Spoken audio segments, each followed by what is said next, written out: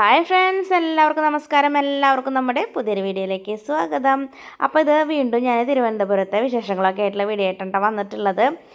അപ്പോൾ കുറച്ച് ദിവസമായിട്ട് നമ്മുടെ വീട്ടിലെ പണിയും കാര്യങ്ങളൊക്കെ നടന്നതുകൊണ്ട് തന്നെ വോയിസ് കൊടുക്കാനൊന്നും പറ്റില്ല. ആ ഒരു സൗണ്ടൊക്കെ കേട്ടിട്ടേ, അതുകൊണ്ടാണ് നമ്മുടെ വീഡിയോ ഇത്ര ലേറ്റ് ആവുന്നത്. പിന്നെ നമുക്ക് നെറ്റിൻ്റെ കുറച്ച് പ്രോബ്ലവും കാര്യങ്ങളൊക്കെ ഉണ്ട് കേട്ടോ.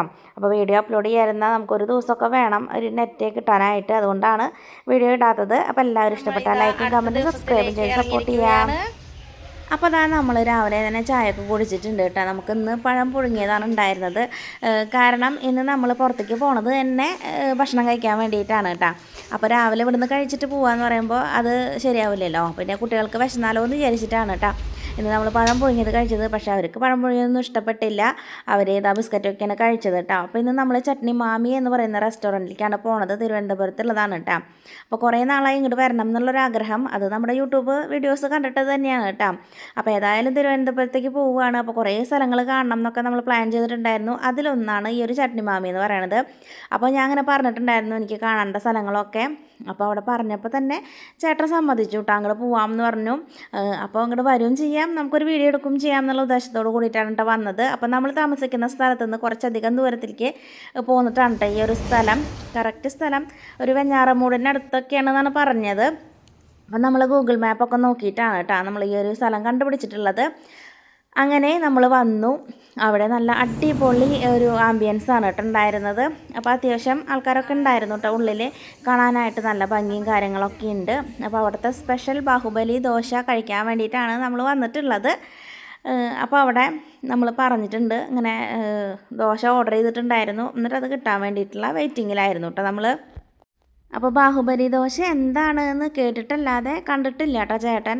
അപ്പോൾ അതെന്താ സംഭവം എന്നറിയാൻ വേണ്ടിയിട്ട് അവരിങ്ങനെ വെയിറ്റ് ചെയ്തുകൊണ്ടിരിക്കുകയാണ്. അപ്പോൾ നമ്മൾ ഇരിക്കുന്ന സമയത്ത് തന്നെ 1-2 പേരൊക്കെ ബാഹുബലി ദോശ ഓർഡർ ചെയ്ത് കഴിക്കുന്നുണ്ടായിരുന്നു കേട്ടോ. അപ്പോൾ ഈ ഒരു ദോശ കൊണ്ടുവരുന്ന സമയത്ത് തന്നെ അവർ ഒരു ബാഹുബലിയുടെ ട്യൂണും കാര്യങ്ങളൊക്കെ ഇട്ടിട്ടാണ്, ആ ഒരു പാട്ടൊക്കെ ഇട്ടിട്ടാണ് കേട്ടോ ഈ ഒരു ദോശ കൊണ്ടുവരിക. ഫ്രണ്ടിൽ ഒരാൾ മണിയൊക്കെ ഇങ്ങനെ അടിച്ചിട്ടാണ് കേട്ടോ കൊണ്ടുവരിക.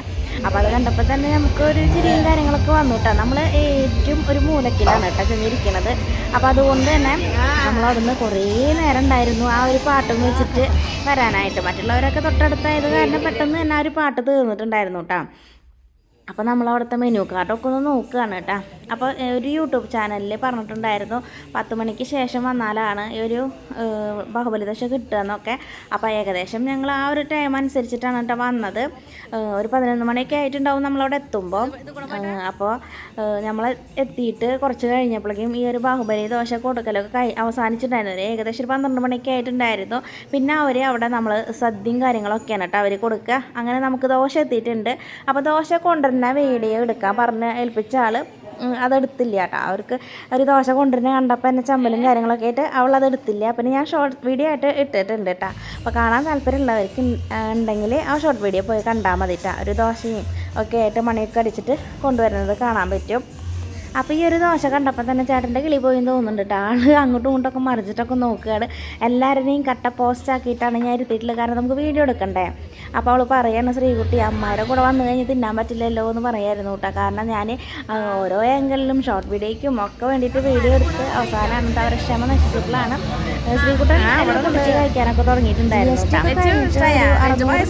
ഉണ്ടാക്കി പറയുകയാണെങ്കിൽ ഈ ഒരു ദോശയ്ക്ക് വന്നിട്ടുണ്ട്. പിന്നെ നമ്മളതൊക്കെ പൊട്ടിച്ച് കഴിക്കുകയാണ്. അപ്പോൾ ഈ 2 വീതം കറികളാണ് ഉള്ളത്. മസാല ആയാലും ചട്നി, സാമ്പാർ, പിന്നെ വേറെ ഒരു പുതിന ചട്നി, പിന്നെ ഒരു തക്കാളി ചട്നി പോലത്തെ ഒരു സംഭവം, പിന്നെ 2 പായസം. എല്ലാതും ഈ 2 എണ്ണമാണ് ഉണ്ടായിരുന്നത്. പിന്നെ 2 വട ഉണ്ടായിരുന്നു. പിന്നെ ഞങ്ങൾ ചായയും ഓർഡർ ചെയ്തിട്ടുണ്ടായിരുന്നു കേട്ടോ. പിന്നെ നമ്മൾ വീട്ടിൽ നിന്ന് പഴം പുഴുങ്ങിയതൊക്കെ കഴിച്ച കാരണം തന്നെ നമുക്ക് ഈ ഒരു ദോശ കൊണ്ട് എല്ലാവർക്കും വയറ് ഫുള്ളായിട്ടുണ്ടായിരുന്നു. നല്ല ക്രിസ്പി ദോശയായിരുന്നു. ആ ഒരു ദോശയുടെ ഉള്ളിൽ പൊടിയൊക്കെ ഉണ്ടായിരുന്നു. നമ്മളെ ഇഡ്ഡലിപ്പൊടിയോ ചട്നിപ്പൊടി അങ്ങനെ എന്തൊരു പൊടിയൊക്കെ വെച്ചിട്ടുള്ള ഒരു ദോശയായിരുന്നു കേട്ടോ. അപ്പോൾ നമ്മളത് കഴിച്ച് എക്സ്ട്രാ ഓരോ വട കൂടി കഴിച്ചിട്ടുണ്ടായിരുന്നു.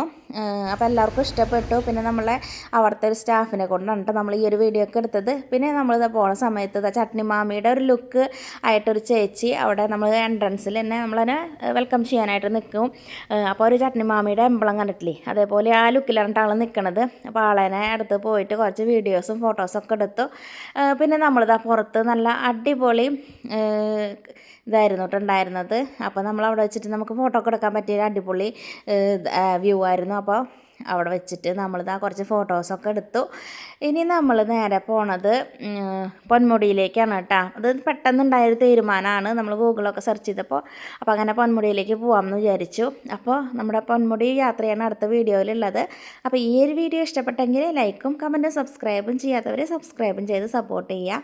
അപ്പോൾ അടുത്ത വീഡിയോ ആയിട്ട് നമുക്ക് വീണ്ടും കാണാം. അതുവരെ എല്ലാവർക്കും ബൈ ബൈ.